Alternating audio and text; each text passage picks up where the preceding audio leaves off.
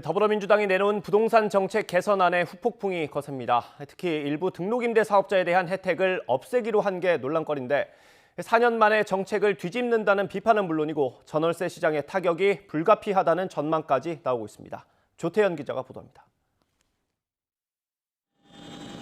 지난 2017년 문재인 정부는 다양한 혜택을 제공한다며 다주택자들에게 임대사업자 등록을 권유하는 정책을 내놓습니다. 임대사업의 투명성을 확보해 주거 안정을 꾀한다는 계획이었습니다.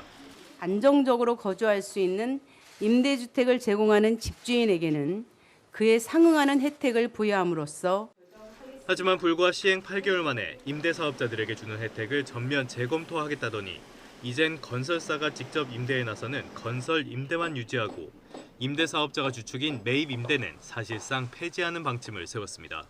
이 등록임대사업자의 과도한 세제 혜택, 그로 인한 매물잠김 현상, 분양주택이 부족한 문제 이런 것들에 대한 비판, 시장 왜곡 이런 것들이 더 커져서 이 부분에 대한 정비가 불가피해졌다. 정부와 여당이 4년 만에 제도를 스스로 뒤집으면서 이미 추락할 대로 추락한 부동산 정책에 대한 신뢰는 더욱 타격을 입게 됐습니다. 폐지 효과에 대한 의문도 제기됩니다. 국민의 40%가량이 임대주택에서 사는 상황 속에 민간 임대사업자가 줄어들면 그 공백을 메우기가 쉽지 않기 때문입니다. 강도 높은 대출 규제 등으로 임대사업자가 보유한 주택 물량이 나온다고 해도 시장에서 소화될지 미지수인 만큼 오히려 전월세 시장만 불안해질 수 있다는 우려가 나옵니다.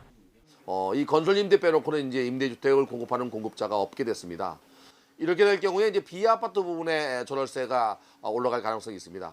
특히 이제 전세가 좀 줄어들면서 월세나 반전세가 늘어날 가능성도 있습니다. 다만 임대사업자 제도가 부동산 시장 안정을 유도하지 못한 만큼 서둘러 과도한 특혜를 없애야 한다는 옹호론도 만만치 않습니다. 이런 가운데 등록 임대사업자들은 일관성 잃은 정책으로 피해를 봤다며 강도 높은 법적 투쟁을 예고해 매입 임대 폐지 방침에 따른 논란은 한동안 이어질 전망입니다. YTN 조태현입니다.